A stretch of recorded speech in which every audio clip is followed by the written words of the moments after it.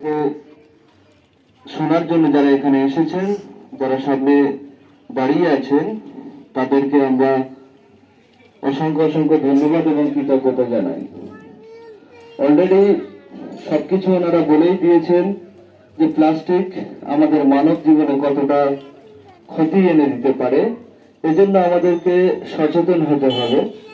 আমি যতদূর জানি 75 মাইক্রনের নিচে যদি আমরা প্লাস্টিকটা আমরা ব্যবহার করি, তাহলে সেটাই হচ্ছে আমাদের জীবনের একটা অশনি সংকট হিসেবে দেখা দিতে পারে। সেখানে আমাদের ভৌমজল স্তরের উপর একটা প্রভাব পড়তে পারে, যার জন্য আপনারা দেখতে পাবেন যে পুরুলিয়া তথা যে সমস্ত পাহাড়ি এলাকাগুলো রয়েছে সেখানে আমাদের জল সংকট দেখা দেয়। এটাও একটা তার মূল কারণ। এছাড়া ওনারা যে বক্তব্য রেখেছেন যে প্লাস্টিক আমরা যখন অব্যবহৃত প্লাস্টিকটা আমরা যত্র ফেলে যেতে না দিই, সেগুলো আমরা এক জায়গায় কালেক্ট করে এবং সেগুলো পুড়িয়ে যদি আমরা মাটির নিচে আমরা গর্ত করে রেখে দিই, তাহলে সেটাকে আমরা পরিবেশ রক্ষার ক্ষেত্রে আমরা একটা অগ্রগণ্য ভূমিকা গ্রহণ করতে পারি। সেটা পরিবেশ তথা আমাদের মানব জীবনের ক্ষেত্রে একটা বিশেষ এবং একটা উপকারী দিক হিসেবে উঠে আসতে পারে।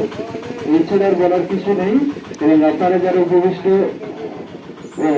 আপনারা যারা এখানে এসেছেন এবং দণ্ডমান অবস্থায় রয়েছেন, তাদের উদ্দেশ্যে আমার এই ছোট্ট বক্তব্যের মধ্যে দিয়ে এটাই তুলে ধরা যে আমরা আজকে শুধু অ্যাওয়ারনেসের দিনটাকেই আমরা শুধু বেছে নেব না, এটা আমাদের মানব জীবনের একটা দৈনন্দিন আমাদের কর্মকাণ্ডের মধ্যে এটা রাখতে হবে। আমরা যেখানে প্লাস্টিকটা আমার ব্যবহারের পর যেখানে